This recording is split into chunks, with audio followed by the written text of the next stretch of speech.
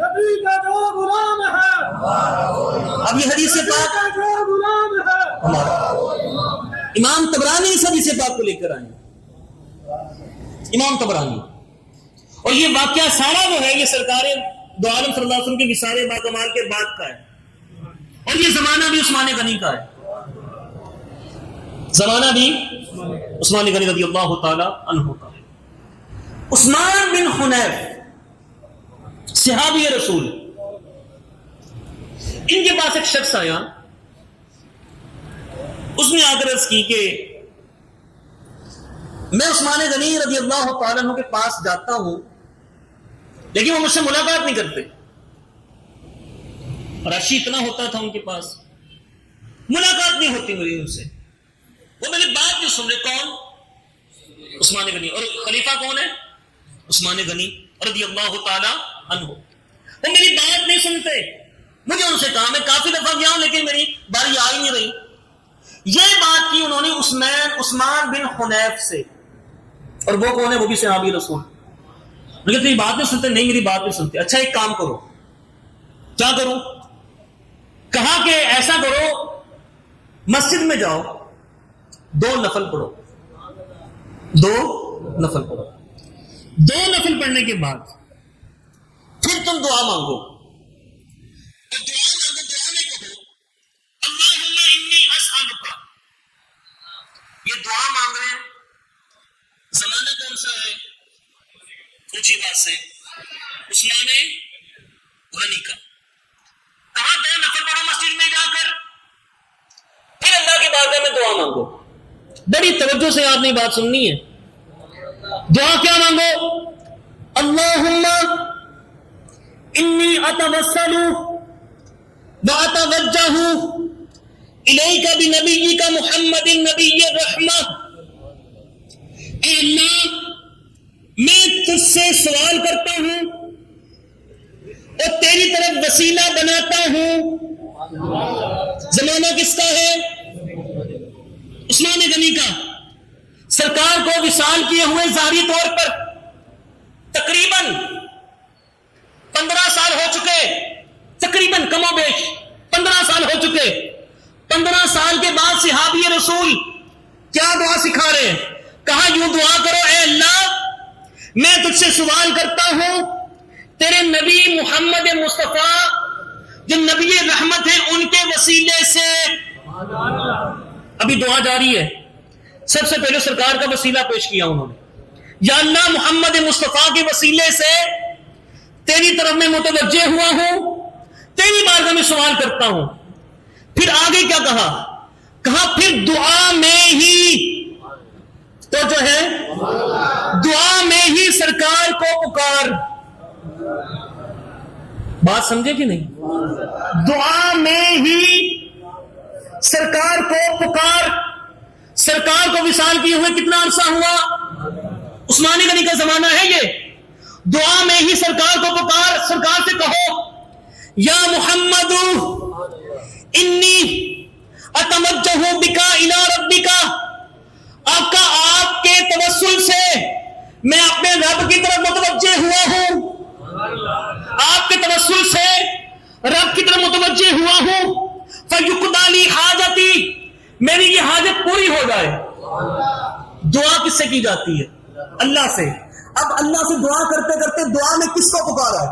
سرکار کو پکارا ہے، اور سرکار کی مثال باکمال کے بعد پکارا ہے، سکھانے والے صحابی رسول، اور صرف صحابی رسول نہیں، آگے چلیے گا۔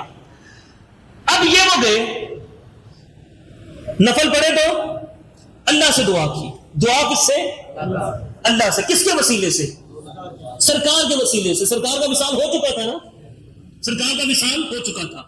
سرکار کے وسیلے سے پہلے دعا کی بھی، سرکار کو پکارا یا محمد، اے محمد مصطفیٰ صلی اللہ علیہ وسلم، انی اتوجہ بکا الی ربکا، میں آپ کے وسیلے سے اپنے رب کی طرف متوجہ ہوا ہوں، سرکار اللہ کی بارگاہ میں میری یہ حاجت پوری کروا دی۔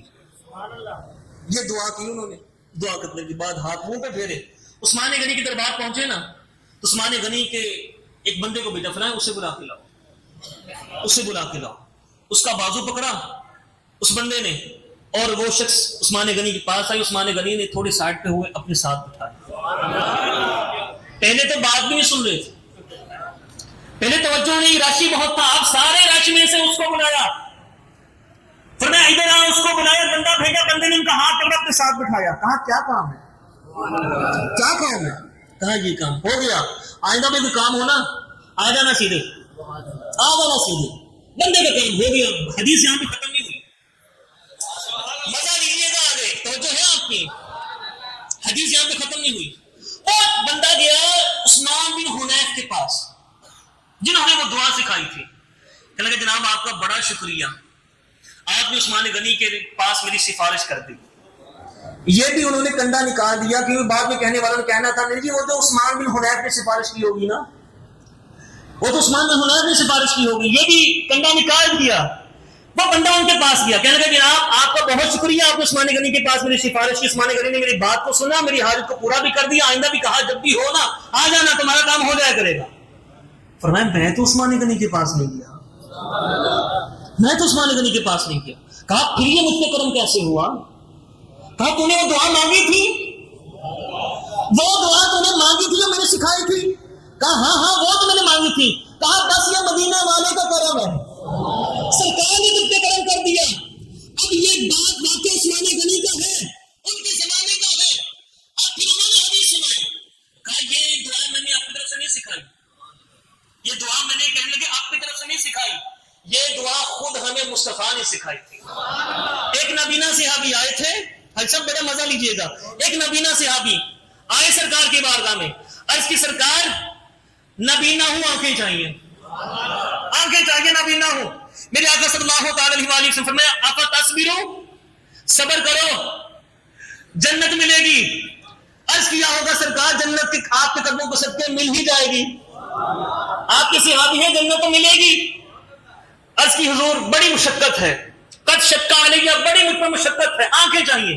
سرکار نے فرمایا اچھا ایسی بات ہے, 2 نفل پڑھ, 2 نفل پڑھ, 2 نفل کے بعد یہ دعا مانگ. اور وہی دعا مانگی, وہ دعا خود سرکار نے سکھائی کہ پہلے اللہ کے پاس میرا وسیلہ بھیجو, پھر دعا میں مجھے ہی پکارو, پھر دعا میں مجھے مخاطب کرو, اور مجھے مخاطب کر کے کہو کہ سرکار میں نے آپ کے وسیلے سے اللہ کی بارگاہ میں متوجہ ہوا, میرا یہ کام کروا دیجئے.